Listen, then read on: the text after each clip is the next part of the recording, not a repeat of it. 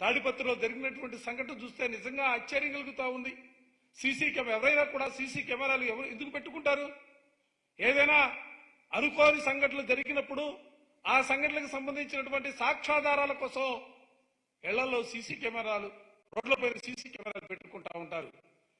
అటువంటి సీసీ కెమెరాలు పెట్టుకున్నటువంటి ఎమ్మెల్యే పెద్దారెడ్డి గారి ఇంట్లో పోలీసులు ఏం చేశారో ఒక్కసారి ఈ వీడియో ద్వారా ప్రజానికానికి కూడా చూడమని కోరుతా ఉన్నా.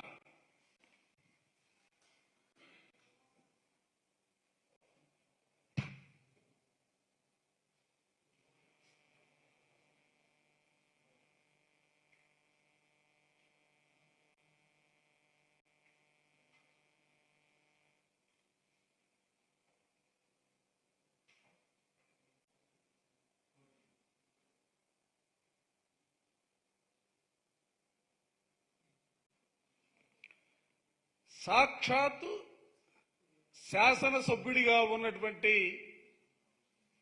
పెద్దారెడ్డి గారి ఇంట్లో ఉన్నటువంటి సీసీ కెమెరాలని పోలీసులు ఏ విధంగా వాటిని పగలగొడుతున్నటువంటి వైనం, తర్వాత దానికి సంబంధించి రికార్డ్ చేసే పరికరాలను పగలగొట్టి ఆ రికార్డులు కూడా ఎత్తుకెళ్లినటువంటి వైనం, అసలు ఏ దిశగా ఈ వ్యవస్థను తీసుకెళ్తున్నారని అడుగుతా ఉన్నా.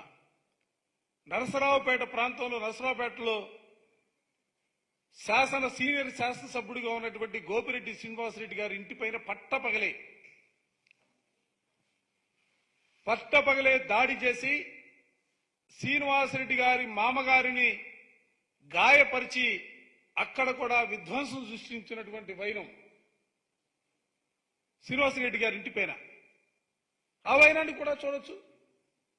తెలుగుదేశానికి సంబంధించినటువంటి వందలాది మంది కార్యకర్తలను వెంట పెట్టుకుని అక్కడ పోటీ చేస్తున్నటువంటి అభ్యర్థి ఏ విధమైనటువంటి దాడులకి పాల్పడ్డాడో దీనిలో కనపడతా ఉంది.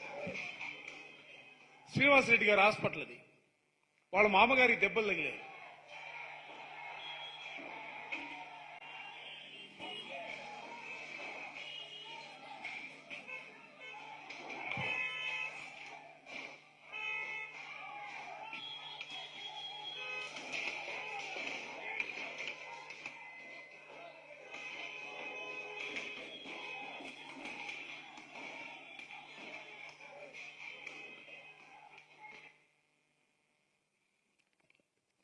కేతిరెడ్డి పెద్దారెడ్డి గారింట్లో వేకువజామున కార్యక్రమం జరిగితే నరసరావుపేట ఎమ్మెల్యే శ్రీనివాసరెడ్డి గారి హాస్పిటల్ పైన, ఇంటిపైన పట్టపగలు జరిగినటువంటి దాడికి సంబంధించినటువంటి విజువల్స్ మీరు చూశారు. అసలు ఎటుపోతా ఉంది పోలీస్ వ్యవస్థ? ఎవరి ప్రయోజనాల కోసం మీరు పనిచేస్తున్నారో మీరు చదివినటువంటి చదువుకు సంబంధించి గారు ఒక్కసారి ఆలోచించమని చెప్పిన ఈ సందర్భంగా కోరుతా ఉన్నా. తప్పుడు పనులు చేసి ఇవాళ ప్రజాస్వామ్య వ్యవస్థలో ఏ విధమైనటువంటి ఫలితాలు ఉంటాయో చూశారు. పల్నాడు ఎస్పీ సస్పెండ్ చేశారు, అనంతపురం ఎస్పీని సస్పెండ్ చేశారు, తిరుపతి ఎస్పీని ట్రాన్స్ఫర్ చేశారు. అసలు ఇది ఒక ఎన్నికల్లో జరిగినటువంటి సంఘటనలకు సంబంధించి అధికారులు సస్పెండ్ చేయటం, ట్రాన్స్ఫర్ చేయటం అనేది సిగ్గుగా అనిపించట్లేదా?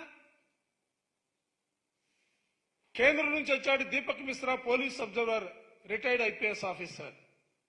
ఆయన కనుసన్నల్లో మొత్తం ఇదంతా కూడా ఆయన కనుసన్నల్లోనే మొత్తం జరిగినటువంటి పరిస్థితులు కూడా నిన్ననే ఎన్నికల కమిషన్ గారికి, గవర్నర్ గారికి అందరికీ కూడా మేము మెమోరియల్ కూడా ఇవ్వడం జరిగింది. ఇవాళ వైఎస్ఆర్ కాంగ్రెస్ పార్టీ కోరుకుంటుంది కానీ ఈ రాష్ట్రంలో ఒక ప్రశాంతమైనటువంటి వాతావరణం ఉండాలని మా ముఖ్యమంత్రి జగన్మోహన్ రెడ్డి గారు ఆశపడతా ఉన్నాడు. ఆ రీతిగానే ఇవాళ రాష్ట్రంలో ఉన్నటువంటి వైఎస్ఆర్ కాంగ్రెస్ పార్టీ శ్రేణులన్నీ కూడా తెలుగుదేశం వారు ఎంత కవ్వించినా, ఎంత దాడులకు పాల్పడినా కూడా మేమందరం కూడా సమయం పాటిస్తా ఉన్నాం. మా సమయాన్ని కూడా మీరు అస్మత్తుగా దయచేసి భావించొద్దని కూడా పార్టీ వేదిక నుంచే తెలుగుదేశం శ్రేణులు అందరినీ కూడా హెచ్చరిస్తా ఉన్నాం.